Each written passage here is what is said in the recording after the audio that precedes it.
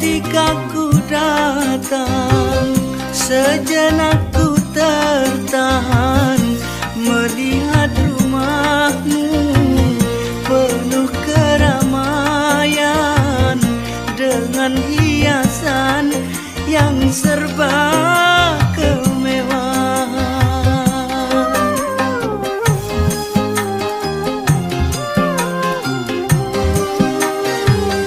Sedang ku terpaku, datanglah adikmu. Dia persembahkan piring sendok garam